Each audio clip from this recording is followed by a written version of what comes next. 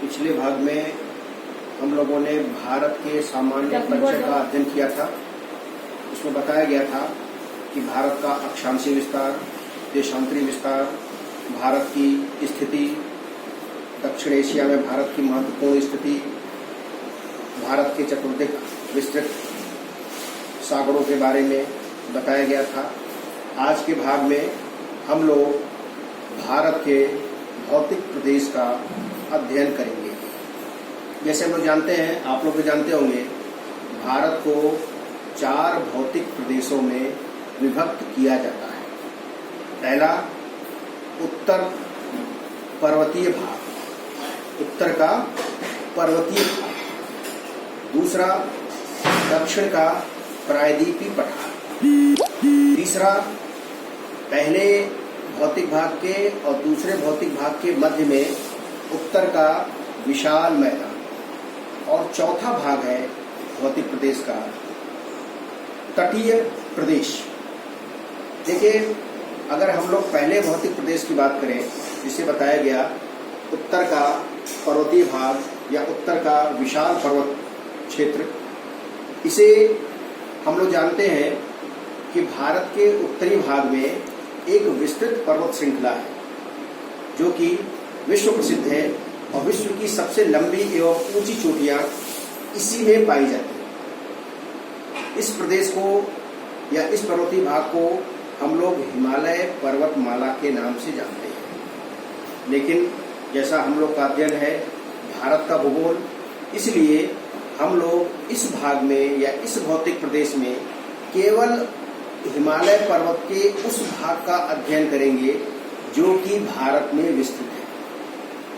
अगर हम लोग इस प्रदेश का नाम उत्तर के पर्वतीय भाग या हिमालय पर्वत कहते तो ये बहुत न्याय संगत नहीं होता, क्योंकि हिमालय पर्वत का विस्तार केवल भारत में नहीं, कुछ आप देखेंगे इस ग्रीन बोर्ड पे, हिमालय पर्वत का विस्तार आपके पाकिस्तान में भी है और कुछ हिस्सा इधर इसके बांग्लादेश या म्यांमार और बर्मा में भी इसका विस्तार पाया जाता है। इसलिए हम लोगों ने हिमालय पर्वत के उस भाग का अध्ययन करना है हम लोगों को जो भारत में विस्तृत है। इसलिए इस भौतिक प्रदेश का नाम हिमालय पर्वतमाला न कहके केवल यह कहा गया उत्तर का पर्वतीय प्रदेश, उत्तर का पर्वतीय भाग। आप देख सकते हैं कि भारत के उत्तर में जम्मू कश्मीर, लद्दाख पहले एक प्रांत था, अब इसे तो केंद्र प्रशासित प्रदेश में विभक्त किया जा चुका है। जम्मू कश्मीर और लद्दाख से लेकर के पूर्व में अरुणाचल प्रदेश तक इसका विस्तार लगातार रूप में पाया जाता है। और इसी हिमालय पर्वतीय भूखंड का भाग पाकिस्तान में विस्तृत है। हिंदुकुश, सुलेमान और किर्त, इस नाम से पाकिस्तान में इस हिमालय पर्वतीय प्रदेश का नाम माना जाता है। हिंदुकुश, सुलेमान और किर्त।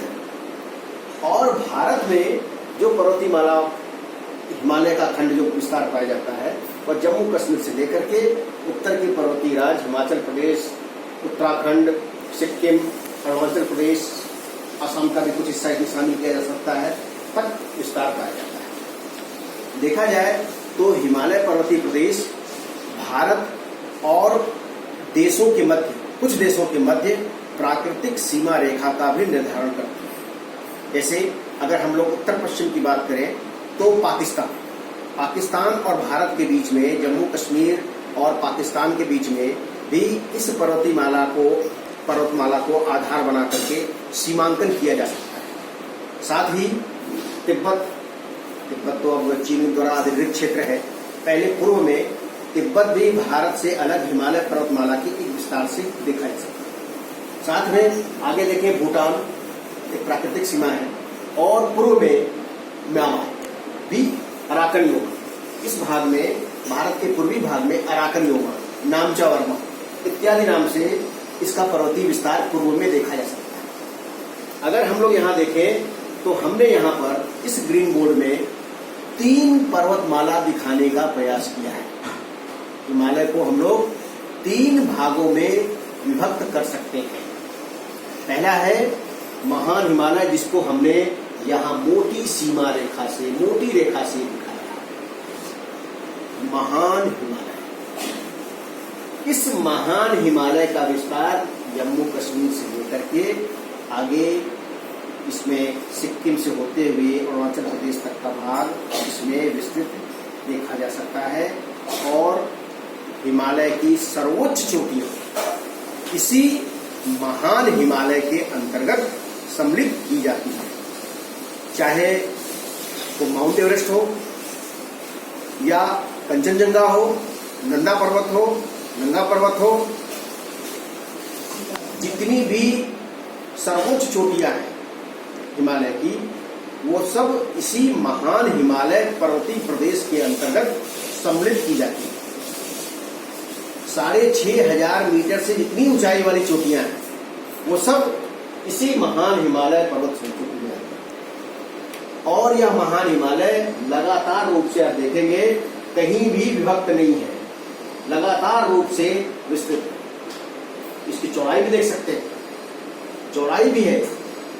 और यह जो महान हिमालय है लगभग भारत के उत्तर में 2400 किलोमीटर की लंबाई में विस्तृत, जम्मू कश्मीर से लेकर के अरुणाचल प्रदेश में अनवरत रूप में। इसको नदियों द्वारा इसको काटा नहीं गया है। और अगर हम लोग हिमालय पर्वत की बात करें तो हम कहते हैं हिमालय पर्वत प्राचीन भूखंड है, ऐसा बिल्कुल नहीं है। हिमालय पर्वत को हम लोग नवीन वलित पर्वत मानते हैं,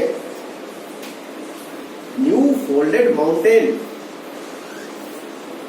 इसका निर्माण दक्षिण के प्रायद्वीपीय पठार के निर्माण के बाद हुआ।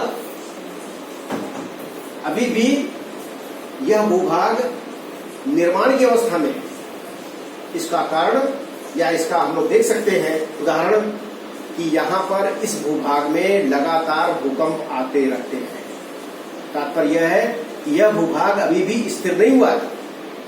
दक्षिण प्रायद्वीपीय पठार को हम लोग स्थिर भूखंड मानते हैं क्योंकि यहाँ पर ये अब किसी प्रकार के संचलन नहीं देखने को मिलता है। एक अनुमान है, कहा जाता है हिमालय पर्वत की ऊंचाई के जो सर्वोच्च चोटी है माउंट एवरेस्ट, उसकी ऊंचाई अब 8,850 मीटर तक हो चुकी है। कुछ वर्ष पूर्व तक इसकी ऊंचाई थी 8,848 मीटर।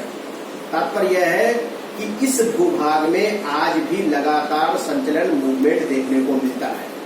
कहते ऐसा है कि जो भारतीय प्लेट है, इंडियन प्लेट है, वो आप आगे की ओर अग्रसर, और इस अग्रसर होने से, मूवमेंट होने से इसकी ऊंचाई कहीं कहीं बढ़ती जाती है, जैसे देखा गया हम लोगों ने माउंट एवरेस्ट में देखा है। और इस महान पर्वत श्रृंखला या महान हिमालय के नीचे आप देखेंगे मध्य हिमालय।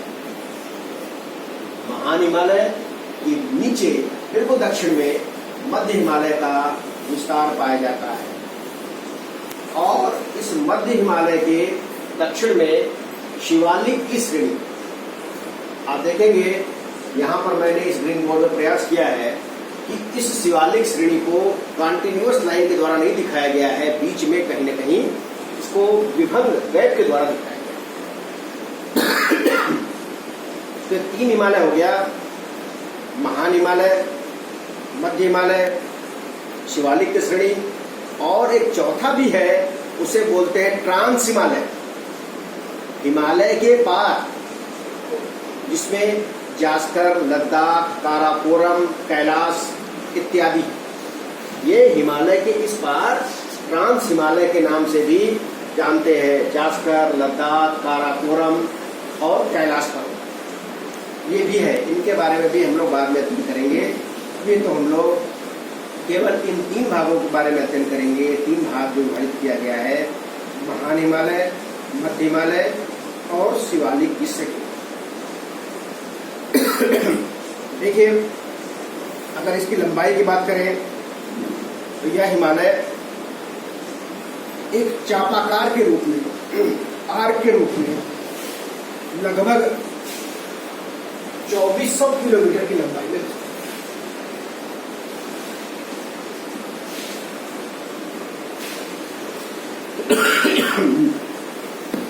और इसकी चौड़ाई पश्चिम में 400 किलोमीटर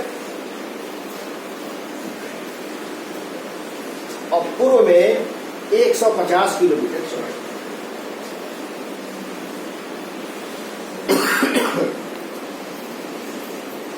और इसकी औसत ऊंचाई लगभग 6000 मीटर है।